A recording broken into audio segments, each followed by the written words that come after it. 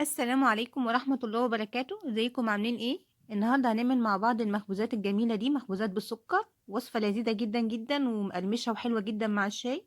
وكمان الأهم مكوناتها بسيطة جدا وسهلة.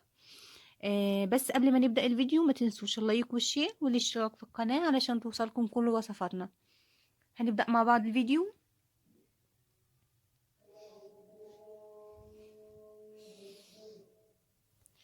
معايا زي ما انتم شايفين بولة هنزل فيها ب 125 جرام زبدة، طبعا بحرارة الغرفة. وكمان هضيف عليهم علبة زبادي أو حوالي 3 معالق كبار زبادي. زي ما انتم شايفين أنا ضفت الكمية دي، وهبدأ ألعبهم مع بعض. أهرسهم مع بعض كده بالشوكة زي ما انتم شايفين لحد ما الزبدة والزبادي يختلطوا كويس أوي مع بعض. هستمر في دعكهم وهرسهم بنفس الطريقة دي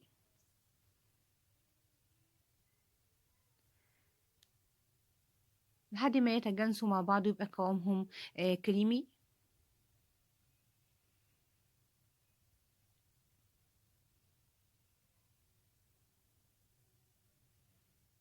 زي ما انتم شايفين هو ده القوام المطلوب، قوامهم بقى كريمي.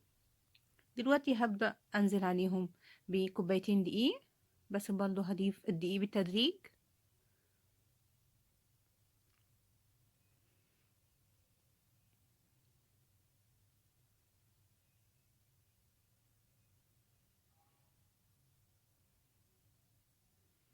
هنخل الدقيق طبعا،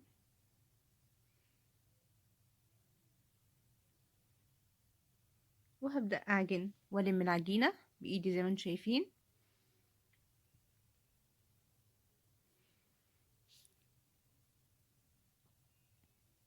العجينة طرية جدا وبتلزق بسيط زي ما انتم شايفين. هقلمها كويس قوي.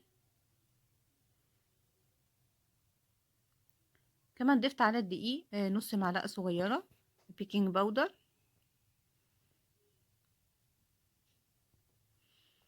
كده خلاص العجينة بقت طرية جدا زي ما انتم شايفين. هقسمها كورتين أو نصين، هقسمها قطعتين وهسيبها ترتاح 10 دقايق. خلاص كده انا سبتها تحت 10 دقايق. هجيب مفرش العجين او كيس بلاستيك زي ما انتم شايفين عشان العجين ما يلزقش فيه. وهبدأ انزل بقى افرد اول كرة معايا. هافردها بشكل مستطيل. هستخدم طبعا الفرادة وابدأ افردها بشكل مستطيل.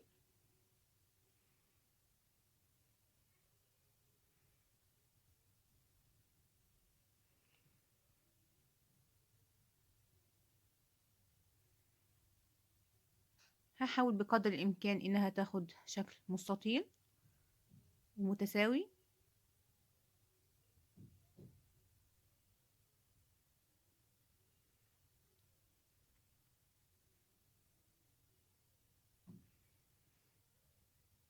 دلوقتي هبدأ اسوي الاطراف بالشكل ده. وعندي هنا معلقتين كبار سكر زي ما انتم شايفين. هبدأ ارش السكر واضغط طبعا علشان العجين يشربه ويمسك فيه ما يقعش وانا بطويها. مهم جدا ان انا اضغط بالشكل ده لحد ما اتاكد ان العجينه شربت السكر. وهبدأ اطويها زي ما انتم شايفين حوالي 3 سنتي لحد الاخر. هقطويها طبعا بحذر عشان العجينه طريه جدا.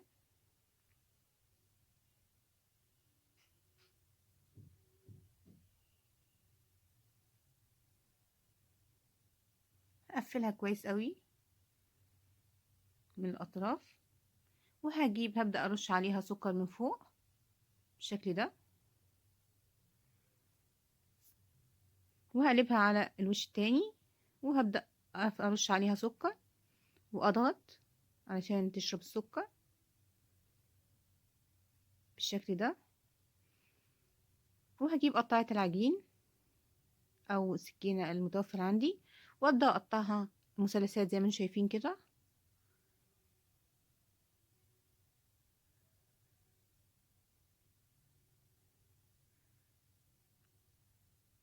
شايفين طبقات فوق بعضها.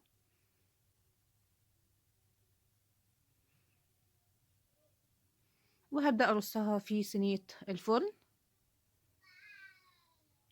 وهجيب واحدة تانية وافردها بنفس الطريقة الكرة التانية.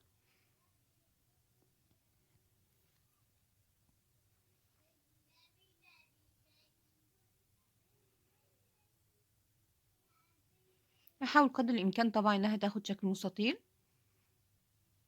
علشان تديني الشكل المطلوب في الاخر.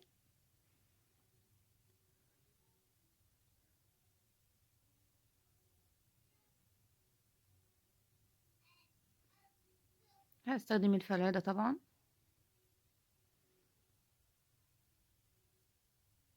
وهستمر في فردها بشكل مستطيل،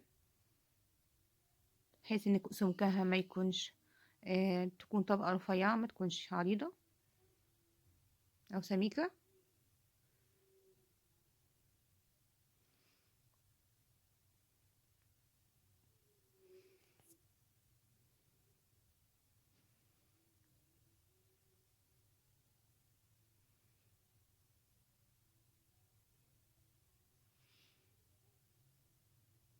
هي خلاص كده اصبحت جاهزة معايا. هبدأ معلقتين سكر كمان، وهبدأ ارشهم واضغط بالطريقة دي.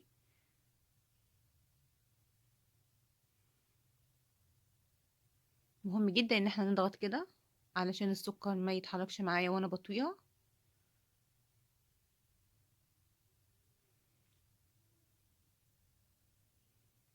طبعا مش محتاجين ندهن زبدة علشان هي اصلا فيها زبدة كتيرة، احنا بس ان انا اضغط كده ده كفاية قوي. وهبدأ اطويها بالشكل ده زي ما انتم شايفين. طبعا اطويها بحذر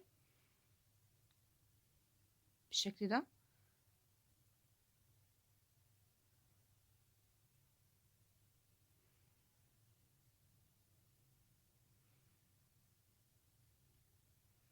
هطويها لحد الاخر واقفلها كويس عشان السكر ما يقعش منها.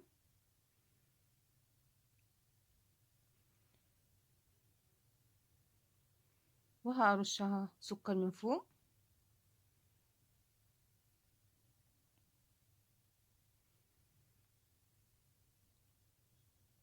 وهقلبها على الجنب التاني وهرشها بالسكر.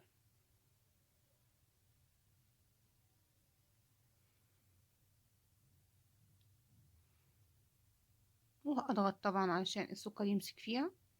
وهبدأ اقطعها مثلثات بالشكل ده، عبارة عن طبقات فوق بعضها، شكلها جميل جدا.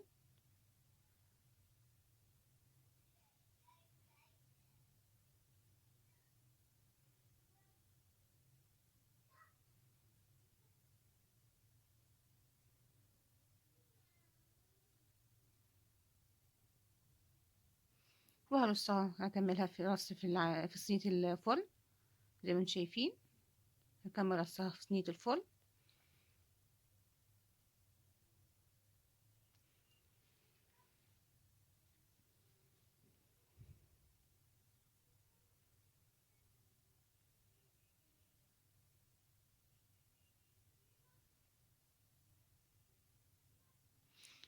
ودي الكمية اللي انا عملتها من كوبايتين دقيق زي ما انتم شايفين. وهخبزها طبعا في فرن سخن، الفرن هيكون سخن، وبعد كده هدي الحرارة لحد ما تستوي الطبقات كلها تستوي بالشكل ده زي ما انتم شايفين.